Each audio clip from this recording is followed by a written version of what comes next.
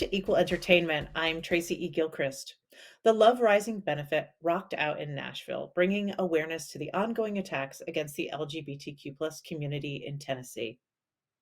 The biggest names in music attended the concert at the Bridgestone Arena, and the money raised from the event will help organizations fight against the conservative efforts to ban and restrict drag and other LGBTQ plus freedoms. Drag queens Alexia, Noelle, and Vidalia and Gentry were able to catch up with Hayley Williams, Maren Morris, and Hozier about the importance of standing up for LGBTQ plus people in Tennessee and across the nation. My life would be very, very, very different without this community and without the friends that I've made that are such an important part of this community. And I want to see a Nashville that's more reflective of what's actually here. I don't want a Nashville that caters to tourists who, come to the drag brunches anyways, first of all. Right, exactly. I want to see, I don't know, I want to see the diversity and the inclusion and all the things that we know make it a beautiful place to be. As long as we show up and continue to and just be loud, be obnoxious, because it will never be a percentage of what they've put forth. And I think that we're coming with so much love and acceptance, and they know that, and they know that we've won. And that's why they're fighting so hard to get these bills passed and rushed through. I think it's stunning to me how in the last 10 years, how we've sort of taken a leap back. And both sides of the Atlantic as well too. It's not just Tennessee, it's happening globally. I'm thrilled to be here. It feels like a very special event, but yeah, I wouldn't miss it. But for me, it's just showing any solidarity that I can in a moment like this. You can visit the Advocate channel wherever you stream or on social media for more Love Rising interviews. The Geffen Playhouse in Los Angeles features some incredibly gripping performances, and The Lonely Few is no different. It features queer characters who are searching for love in a place where it doesn't often exist. Let's pick back up with my conversation with stars Lauren Patten and Ciara Renée for more on the show and its representation of queer relationships and chosen family. And then, Ciara, you touched on this a little bit when you talked about these characters not really existing previously in musical theater. I mean, I kind of went through my mental Rolodex. You have the lesbians from Next Door and Falsettos, and Joanna Maureen, and then Emma and Alyssa in The Prom. And of course, Fun Home, which is not a romance. But all of those have either one or they're both secondary characters. So would you talk a little bit about what it means to you to be really breaking ground for women loving women in musical theater with two lead queer characters? Also, I mean, the fact that you're both queer is just a complete bonus. Yeah. No, it's super cool. And like, I think there are some moments in this process which I was like, oh my gosh, like I'm a baby gay. Like I just came out recently. Like, do I deserve to like be doing this like awesome thing, but I do. Yes. As long as you're willing, you should. Yes, I've been, it's been this way the whole time, even if I wasn't aware of it, But also, there's a lot of like, there's already too much of, are we enough in this industry? Are we enough XYZ thing? And it's, I think it's good to push against that for yourself, to be like, you're queer enough to be doing this, Absolutely. And like, I mean, honestly, like this is like a wild thought that I had a couple of years ago when I was thinking like, well, maybe I am queer and like, I don't know, and whatever.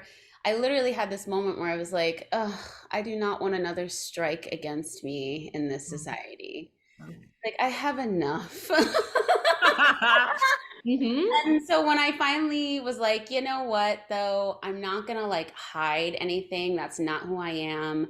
I have very bravely stepped into all of my identity, my whole life, as much as I could, as much as I was conscious of, and always used my platform to help other people who are going through similar struggles, because I'm like, if I'm gonna go through this shit, there better be a reason.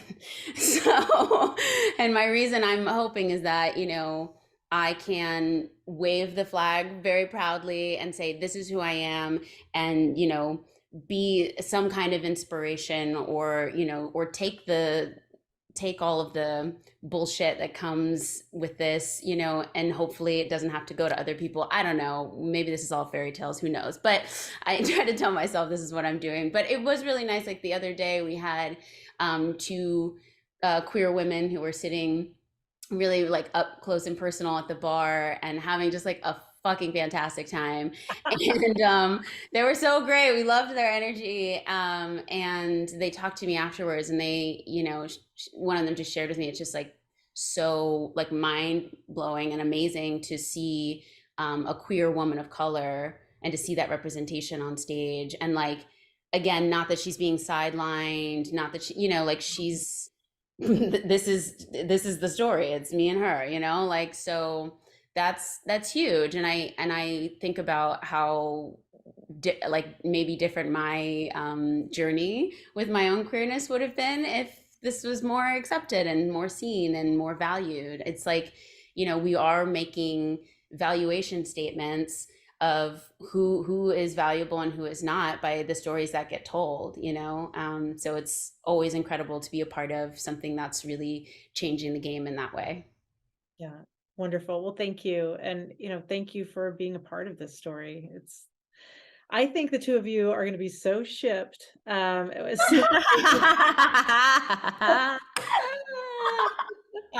those queer musical theater girls are going to lose their minds. But Lauren, I wanted to ask you, part of the story that is so integral to queer lives is, and also to people who are in bands, I would imagine, is chosen family. And would you talk a little bit about the role of that in The Lonely Few? Yeah, I mean, I think the primary setting for the show is in a rural town in Kentucky. And, you know, I mean, any person, and especially a queer person who might be watching this interview, you know, will be very aware of, you know, it's 2023, but we're like experiencing an onslaught of anti-queer and anti-trans legislation, and just what is happening in our society against queer people right now is like this really intense sort of ramping up of that. And so even, you know, in this time, particularly living in certain states and in certain areas, it is not welcoming, you know, and not an easy place to live as a queer person. And I think that this show does a really wonderful job of, I think, not centering and making the story about discrimination and difficulty, because it's a love story, and it's a story about the love and not about that, but it also doesn't pretend like that's not present and that's not a present part of who both of these characters would be going through. And I think for Lila, living in that kind of a town, just something that I don't see a lot of stories about is, yes, a person who is out, who isn't discovering their identity, but who is dealing with what it means to be out in a place like that. And I think that the show really creates, like, as in our sort of small, tight ensemble, through the music and through their shared love, it's like a community of people who found each other at Paul's joint, at this bar that the character Paul owns, that he has sort of created a haven for people to come to who struggle in these societies, you know. And Paul is a character who's a Black man who has moved around a lot of his life and located in this place now. And he sort of is this like beacon that creates this haven for people. And I think that, you know, chosen family, as you said, is so important for all queer people and a big part of our lives. Ciara and Lauren are at the top of their game. We're seeing all over how important representation is in our lives and how entertainment can inspire hope and change. The Lonely Few is running at the Geffen Playhouse in Los Angeles now, and you can open the Advocate Channel YouTube page for more of my full interviews. I'm Tracy E. Gilchrist, and that's what's happening in entertainment.